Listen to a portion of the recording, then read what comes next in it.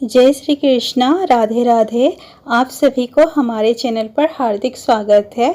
आज के हमारे इस वीडियो में हम आपके लिए बाबा रामदेव जी की कथा लेकर आए हैं।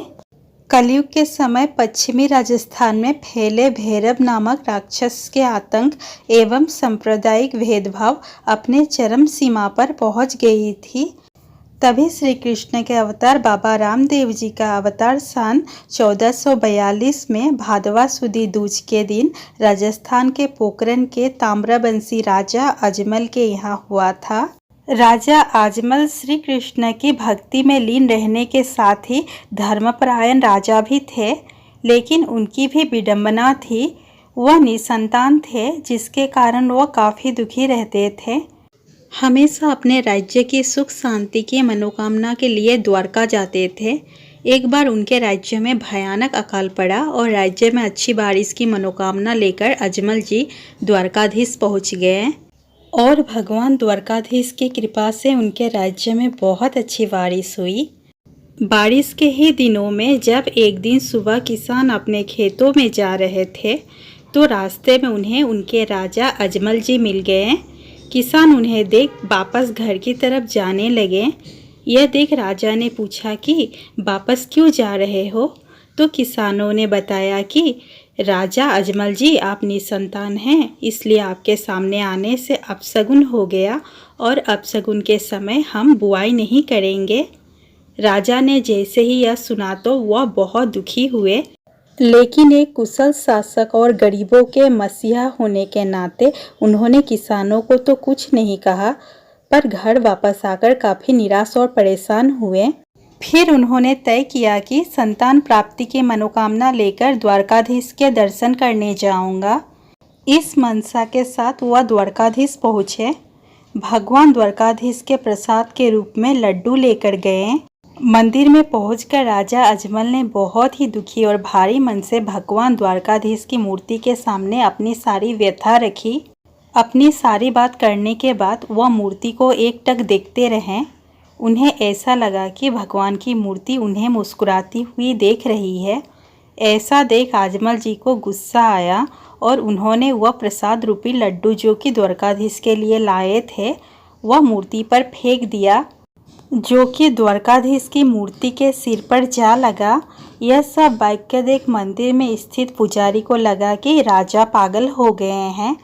पुजारी ने राजा अजमल जी को बोला कि भगवान यहाँ नहीं हैं, भगवान तो समुंदर में सो रहे हैं। अगर आपको उनसे मिलना है तो जाओ, समुंदर में जाकर उनसे मिलो। बहुत दुखी होने के कारण राजा समुंदर के किनारे गए और समुंदर में कूद गए। भगवान द्वारकाधीश ने राजा अजमल को समुंदर में दर्शन दिए। श्री कृष्ण ने स्वयं बलराम जी के साथ उनके घर अवतरित होने का वरदान दिया और कहा कि वह खुद भादवा की दूज के दिन राजा अजमल के घर पुत्र रूप में आएंगे। राजा अजमल ने देखा कि भगवान के सिर पर पट्टी बंधी है। राजा अजमल जी ने पूछा, भगवान आपको यह चोट कैसे लगी? भगवान ने कहा कि मुझे मेरे एक प्यारे भक्त ने लड्डू से मारा। यह सुनकर राजा बहुत ही शर्मिंदा हुए। अजमल जी ने भगवान से बोला, मुझ अज्ञानी को कैसे पता होगा कि आप ही मेरे घर आए हैं? भगवान ने कहा कि जब मैं तेरे घर आऊँगा तो आंगन में कुमकुम के पेड़ के निशान बन जाएंगे, मंदिर के शंख अपने आप बजने लगेंगे। यह सब सुनने के बाद अजमल जी खुशी खुशी घर लौटे, अपनी रानी को सारी बात बताई।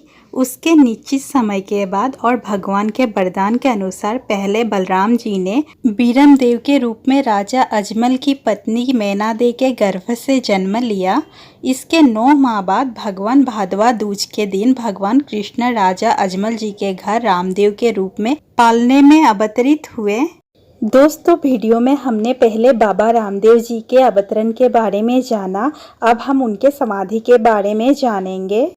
मान्यता है कि बाबा रामदेव जी ने भादवा सुदी 11 के दिन रूनीचा गांव के राम सरोवर पर सब रूनीचा वासियों के सामने समाधि ली थी। समाधि लेने से पहले रामदेव जी ने सभी को कहा कि हर महीने की शुक्ल पक्ष की दूज के दिन पूजा पाठ, भजन कीर्तन और रात्रि जागरण करना।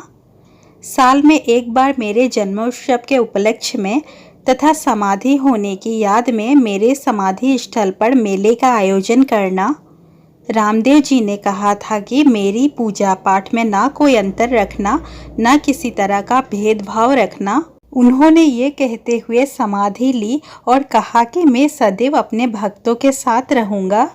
बाबा रामदेव जी के समाधि लेते ही पूरी प्रजा में बेचैनी बढ़ गई और शोक संचार हो गया। चारों ओर हाहाकार मच गया और कुछ लोगों ने उन्हें बचाने के लिए समाधि को खोद डाला। समाधि खोदते ही सभी हैरान हो गए क्योंकि उन्हें रामदेव के शरीर की जगह फूल मिले। पूरी प्रजा ने पूरे मन से उन्हें श्रद्धा सुमन अर्पित किए और तभी से हर वर्ष उनकी समाधि पर लोग हाजिरी लगाने आते हैं और उनके दरबार में अर्जी लगाने वाले पीड़ित लोग आज भी ठीक हो रहे हैं। दोस्तों, पहले के वीडियो में आपने बाबा रामदेव जी का जन्म और समाधि के बारे में सुना। अब हम बाबा रामदेव जी का 2 चमत्कारी कथाएं सुनाएंगे।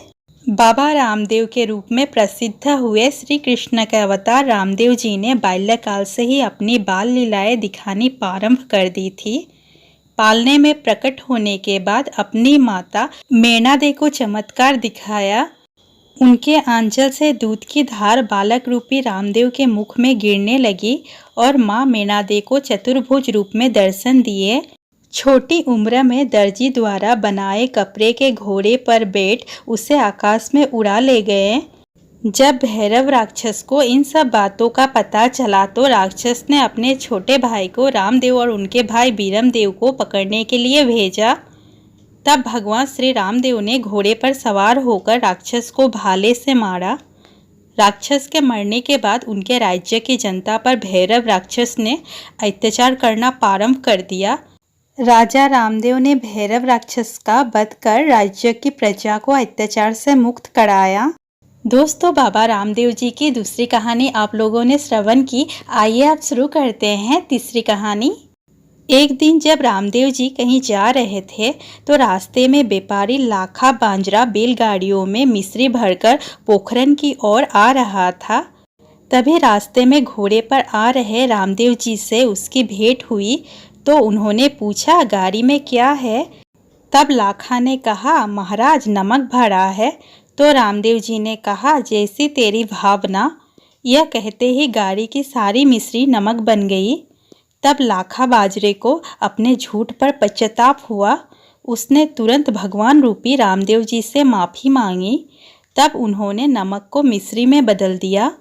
इसके अलावा रामदेव जी की ढेर सारे ऐसे किस्से हैं जिससे उनके चमत्कार के बारे में पता चलता है। इन चमत्कारों को रामदेव जी का पर्चा दिखाना भी कहते हैं, जो कि आम भाषा में बहुत ही प्रचलित है। बोलिए बाबा रामदेव जी की जय, भगवान श्री कृष्ण की जय। दोस्तों, वीडियो अच्छा लगा हो तो प्लीज़ वीडियो को लाइक, शेयर और चैनल को सब्सक्राइब करना ना भूलें और कमेंट बॉक्स में बाबा रामदेव जी की जय जरूर लिखें।